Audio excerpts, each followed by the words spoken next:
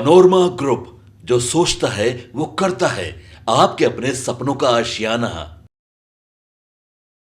नमस्कार, भारत लाइव देख रहे हैं आप। चर्चा गर्म है। 2025 के विधानसभा चुनाव में मुख्यमंत्री को लेकर अभी चर्चा जो काफी गर्म है। मैं ऐसा इसलिए कह रहा हूं कि बीजेपी में जंग छिड़ चुकी है। बीजेपी में एक तरफ कुशवाहा तो दूसरी तरफ चौबे आमने सामने भिड़ चुके हैं। इस बीच जदयू जो है वो काफी मजे ले रही है। आखिरकार इन सब तमाम मुद्दों के पीछे बात क्या छुपी हुई है, इसके लिए अभी हमारे साथ मौजूद हैं हमारे सहयोगी रत्नेश पांडे जी, और हम उनसे जानेंगे कि इसके पीछे की बात क्या कहना है। देखिए, सम्राट चौधरी और अश्विनी चौबे जो है वो आपस में मुख्यमंत्री के चेहरे को लेकर के भिड़ गए हैं जी। 2025 का चुनाव आने वाला है। नीतीश कुमार इसकी तैयारी खूब कर रहे हैं। 29 तारीख को बैठक होगी राष्ट्रीय कार्यकारिणी की, उसमें कुछ बड़ा फैसला नीतीश करेंगे जी। नीतीश कुमार के बारे में ये कहा जा रहा है कि अपनी कुर्सी जो है किसी को सौंपेंगे, अपने बेटे को सौंपे या किसी और की, लेकिन कौन सी कुर्सी सौंपेंगे इस पर अभी कुछ भी क्लियर नहीं है जी। मतलब राष्ट्रीय अध्यक्ष भी नीतीश कुमार हैं जदयू के जी। दूसरी तरफ नीतीश कुमार बिहार के मुख्यमंत्री भी हैं, और ये भी चर्चा चल रही है कि नीतीश कुमार अपने राजनीतिक करियर के जो है रिटायरमेंट के समय पर है जी। तो नीतीश कुमार चाहते हैं कि गुड रिटायरमेंट हमें भी मिले, जैसा सभी चाहते हैं कि गुड रिटायरमेंट होना चाहिए।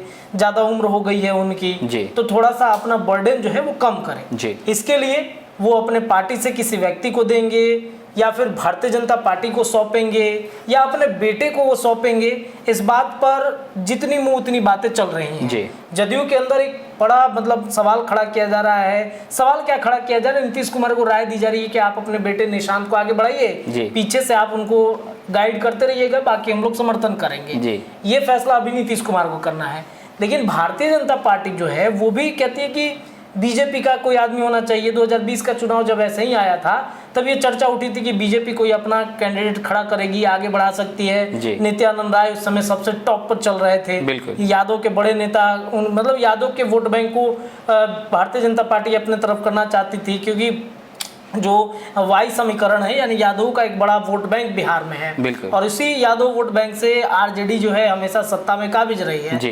तो वो नित्यानंद राय को आगे बढ़ाना चाहते थे उस वक्त, लेकिन ऐसा हुआ नहीं। नीतीश कुमार को ही फ्रंट में करना पड़ा। उस समय भी नीतीश कुमार बोले थे कि हमारी कोई लालसा नहीं थी, हम मतलब भारतीय जनता पार्टी ने मौका दे दिया, हम मतलब उसको रख लिया अपने पास में। उस समय नीतीश कुमार के पास मात्र 45 विधायक थे और भारतीय जनता पार्टी के पास 70 से ऊपर विधायक थे। तो नीतीश कुमार के कम विधायक होने के बावजूद भी उनको मुख्यमंत्री बनाया गया। क्यों? क्योंकि एक बड़ा वोट बैंक नीतीश कुमार के पास है। वो हमेशा अपने वोट बैंक को अपने साथ रखते हैं। वो नीतीश कुमार अगर महागठबंधन में चले गए तो उनकी सरकार बन जाती है। किसी भी कीमत पर नीतीश कुमार को बीजेपी छोड़ना नहीं चाहती है जी। लेकिन इस बार की परिस्थितियां कुछ अलग हो गई हैं।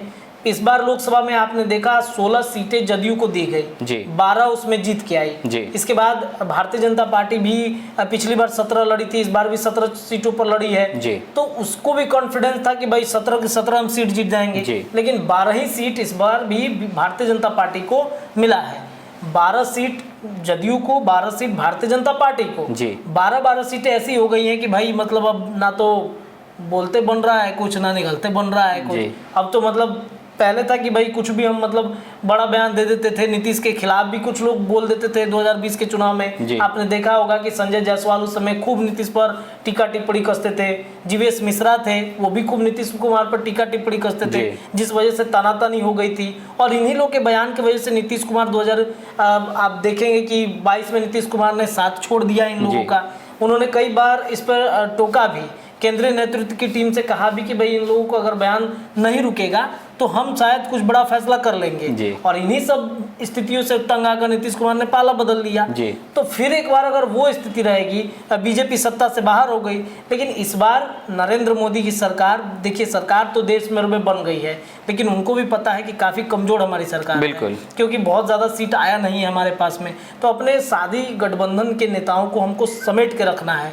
29 तक सरकार चलानी है, नहीं तो इंडिया गठबंधन मौके की तलाश में है, वो मौका ले सकता है। इस बार जो लोकसभा चुनाव का जो मैच, एक तरह से मैच जो हो रहा था उसमें मेन जो अंपायर थे वो तो नीतीश कुमार थे बिहार से। बिल्कुल बिल्कुल, बिहार से नीतीश कुमार थे और उधर से चंद्रबाबू नायडू थे टीडीपी के। ये दोनों किंग मेकर के रूप में थे। चर्चाएं खूब उठ रही थी कि Nitish Kumar is the king maker of NDA गठबंधन, चंद्रबाबू नायडू भी। तो ये सारी परिस्थितियां हैं। सम्राट चौधरी का एक बयान पूर्व में आया था जब रिजल्ट आने वाला था, तो उस समय सम्राट चौधरी ने एक बयान दिया था कि हम मतलब रिजल्ट आने के बाद कि हम नीतीश कुमार के नेतृत्व में ही 2025 का चुनाव लड़ेंगे। क्योंकि काफ़ी उस समय चर्चाएं तेज हो रही थी कि भाई नीतीश कहीं भाग ना जाए, नीतीश कुमार चले ना जाए। इस सब सारी चीज़ों को नीतीश कुमार को समेट के भी रखना था और उस समय मंत्रिमंडल पर भी चर्चा होनी थी। तो सम्राट चौधरी ये बयान दे दिए। ठीक जब सरकार बहुमत में आ गई, सरकार बन गई, मंत्रिमंडल को लेकर के चर्चाएं उठी, ठीक 5 दिन बाद विजय सिन्हा जो डिप्टी सीएम है उनका बयान आता है कि कोई भी किंग मेकर नहीं होता है। मतलब किंग या किंग मेकर कोई भी नहीं होता है, जनता जिसको चुनती है उसको ही सरकार, वही सरकार मतलब बनती। ये 5 दिनों में अचानक से ऐसा क्या हो गया? कई देखिए समीक्षा बैठक बिहार बीजेपी में या फिर जदयू के अंदर लगातार चल रहा है, कहाँ किसको मतलब कितना वोट मिला। अब 12-72 गो आप मान के चलिए, दोनों के पास 72 गो सीट नीतीश कुमार लेंगे, 72 गो सीट बीजेपी, मतलब ये तो फिक्स है ना 72 सीट इन दोनों का। इन सब मुद्दों पे जो विपक्ष है वो भी अपने रोटियां सेक रही है। कितने बार वो भी कह रहे हैं कि मुख्यमंत्री नीतीश कुमार जी को वहाँ पे मतलब असहज महसूस हो रहा है और एक सॉफ्ट कॉर्नर भी देखा जा रहा है। देखिए अगर महागठबंधन में भी नीतीश कुमार जाएंगे तो उनकी सहजता नहीं रहेगी अच्छे से। आपने देखा होगा कि यही दल बदल का कारण है कि बूथ स्तर के कार्यकर्ता आज नीतीश कुमार से नाराज हैं और यही वजह है कि उनको इस बार 12 सीट मिला बूथ स्तर पर। कई जगहों पर ये बात सच्चाई है इसमें, जो बीजेपी कह रही है कि जदयू का वोट बीजेपी को ट्रांसफर नहीं हुआ, बीजेपी का वोट जदयू को ट्रांसफर नहीं हुआ, यही दल बदल के कारण हुआ है। बूथ स्तर के कई कार्यकर्ता नाराज थे जो जाकर वोटिंग नहीं दिए। आरजेडी के अंदर भी यही स्थिति हुआ। आरजेडी में आपने देखा होगा कि कई बूथ स्तर के कार्यकर्ताओं को तेजस्वी यादव हड़का रहे हैं, विधायकों को हड़का रहे हैं कि आपने वोट ट्रांसफर नहीं कराया हमारे अंदर तो आपका टिकट हम काट देंगे। ये दल बदल के कारण ही ये सारा कुछ परिस्थिति हुआ। अब मान के चलिए कि आज नीतीश कुमार और बीजेपी एक साथ है, बूथ स्तर के कार्यकर्ता भी एक साथ घूम रहा है, जदयू बीजेपी का, अचानक से अलग हो गए, अब दोनों के बीच में फिर द्वंद्व शुरू हो गया। तो जनता को समझाने में, वोट ट्रांसफर कराने में कंफ्यूजन कहीं ना कहीं क्रिएट हो जाता है। और यही वजह है कि 12 सीटें लौकुश समीकरण का, लौकुश समाज का एक बड़ा तबका जो है नाराज है नीतीश कुमार से कि वोट हम देते हैं, अचानक से नीतीश कुमार पलट जाते हैं। तो वो कहीं ना कहीं नाराजगी दिखी और तभी तो आपने देखा होगा कि शाहाबाद की 6 सीटें भारतीय जनता पार्टी को हारनी पड़ी है। समीक्षा बैठक में सामने आया है, उपेंद्र कुशवाहा लगातार मीटिंग कर रहे हैं। तो ये सारी परिस्थितियां उत्पन्न ना हो, बीजेपी भी चाहती है कि भाई इस बार नीतीश कुमार रहे। अब देखिए आंकड़ा कुछ बाबा हमको समझा रहे थे कि कितने आंकड़े आए हैं। जदयू का अगर देखा जाए तो 16 सीट पर चुनाव लड़ी, 12 जीत के आई है, 18% वोट मिला है। पिछली बार की तुलना में अगर इस बार देखा जाए तो 3% वोट जो है जदयू का कम हुआ है। दूसरी तरफ बीजेपी के चलिए 17 सीट इस बार भारतीय जनता पार्टी लड़ी थी, 17 में से 12 सीटें आई हैं, 5 सीटें इस बार घट गई, ठीक है। और इसमें 21.81% जो है वो वोट मिला है, इसका भी 3% वोट कम हो गया। अब दूसरी तरफ चलिए आरजेडी की अगर बातचीत की जाए, 23 सीट पर इस बार चुनाव लड़ी, 4 सीटें मिली है, प्लस हुआ है, 4 सीट प्लस हुआ है इसका। पिछली बार एक भी सीट नहीं हुआ था, 22% वोट मिला है और परसेंटेज 7% का कहीं ना कहीं इजाफा हुआ है इसमें। तो ये एक बड़ा वोट बैंक तो आरजेडी ने अपने तरफ खींच लिया ना। अश्विनी चौबे के पीछे के बयान देने का यही वजह है कि बीजेपी लीडिंग में आए, ठीक है। बीजेपी कई सालों से ये चाहता है कि हमारा मुख्यमंत्री बने। अब ये सब कुछ तय करना है नरेंद्र मोदी को, अमित शाह को, जेपी नड्डा को, विनोद तावड़े को, इन सभी लोगों को तय करना है कि बीजेपी का चेहरा आगे होना चाहिए कि नहीं होना चाहिए। लेकिन सबसे बड़ी बात यह है कि नीतीश कुमार की सहमति होनी बहुत जरूरी है। 29 तारीख से पहले ये बातें इसलिए उठ रही हैं कि चर्चा है कि नीतीश कुमार अपनी कुर्सी किसी को सौंपेंगे 29 तारीख से पहले। देखिए नीतीश कुमार इन दिनों चिराग पासवान से काफ़ी नज़दीकियां बढ़ाए हुए हैं। मतलब पहले एक समय था जब नीतीश कुमार को डैमेज करने में 2020 में नीतीश कुमार को 45 सीट पर लाने वाले चिराग पासवान थे। बिल्कुल, एक समय ऐसा भी कहा जा रहा था कि अगर एनडीए में नीतीश कुमार रहेंगे तो चिराग पासवान छोड़ भी चुके थे एनडीए को। नहीं, तो इस बार ऐसा स्थिति नहीं है। इस बार ऐसा स्थिति इस बार क्या है, नीतीश कुमार भी जानते हैं कि उधर जाने से हमको कोई फायदा नहीं मिला, पिछली बार भी गए थे, प्रधानमंत्री का चेहरा नीतीश कुमार कई बार इशारा कर चुके थे कि प्रधानमंत्री का चेहरा हमें आगे कीजिए, और इस वजह से शायद आपने देखा है कि इंडिया गठबंधन इसी कंफ्यूजन में वोट तो आया है, लेकिन इसी कंफ्यूजन में जो सरकार नहीं बना पाई। अगर किसी का प्रधानमंत्री का चेहरा सामने रखते तो शायद इस बार इंडिया गठबंधन की सरकार बनती। बिल्कुल। नीतीश कुमार अगर उधर रहते तो शायद इंडिया गठबंधन की सरकार बन चुकी होती। लेकिन प्रधानमंत्री का चेहरा स्पष्ट नहीं करने की वजह से ये सब कुछ क्लियर हो गया कि नहीं भाई, प्रधानमंत्री आप बनाइएगा नहीं, किसी को सामने रखिएगा नहीं, किसे वोट देंगे, किसे देकर वोट देंगे। तो ये वजह है। नीतीश कुमार भी जानते हैं कि उधर जाने से हमको कोई फ़ायदा नहीं है, और इधर रहेंगे तो बहुत कुछ होगा, लेकिन बात वही है कंपलसेट करने की।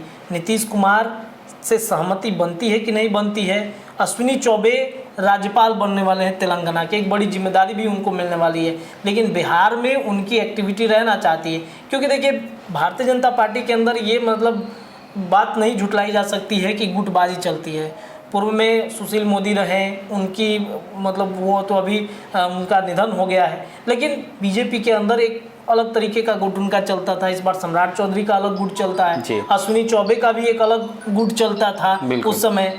तो जब टिकट कटा है तो थोड़ी सी नाराजगी तो रहेगी ही, लेकिन बीजेपी का चेहरा इसलिए आगे कराना चाहते हैं ताकि भारतीय जनता पार्टी एक वजूद में आए बिहार में, और इस वजह से वो चाहते हैं कि नहीं, बीजेपी का चेहरा आगे सामने करना चाहिए, फ्रंट पर रखना चाहिए। ये आंकड़े देख करके बीजेपी पहले आंकड़े देख करके सोचती थी कि नहीं, इस बार अगर ज़्यादा वोट हमको मिल गया तो शायद बीजेपी का चेहरा ये कर देंगे, लेकिन कैसे करेंगे, दोनों का तो बराबर अब तो उन्हें भी पता चल गया है कि माननीय मुख्यमंत्री नीतीश कुमार जी के बिना बिहार में उनका कोई स्वरूप नहीं हो सकता है, बिल्कुल नहीं हो सकता है। बीजेपी से नाराजगी देखिए ना कितना ज़्यादा लोगों को बढ़ गया, टिकट बांटने में भी बहुत सारे लोगों को ऐसा हो गया।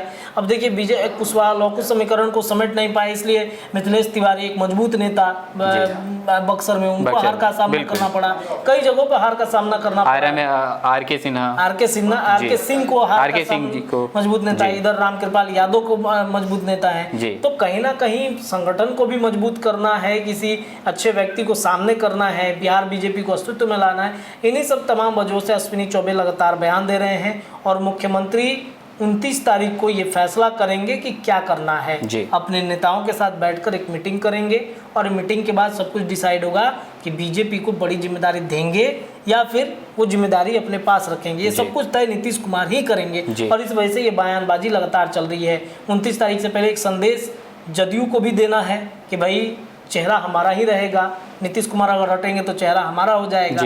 ये एक मैसेज कहीं ना कहीं जदयू की तरफ भी पहुंचाया जा रहा है। तो जैसा कि भी आपने सुना कि चर्चा गर्म में हमारे सहयोगी रत्नेश पांडे ने साफ तौर पर बताया कि बिहार में अगर सरकार बनानी है तो कितने ज़्यादा महत्वपूर्ण है माननीय मुख्यमंत्री नीतीश कुमार जी। अगर बीजेपी की तरफ से जो अभी चर्चा चल रही है, जो आपस में बहस चल रही है मुख्यमंत्री को लेकर, तो अब देखने वाली बात यह हुई कि 29 तारीख को जो फैसला हमारे सामने आएगा उसमें क्या निर्णय निकलकर सामने आता है। तब तक के लिए और भी ऐसे तमाम खबरों के साथ बने रहने के लिए आप जुड़े रहें भारत लाइव के साथ, और अपने प्रतिक्रिया को हमारे कमेंट बॉक्स में जरूर साझा करें। पनोरमा ग्रुप, जो सोचता है वो करता है।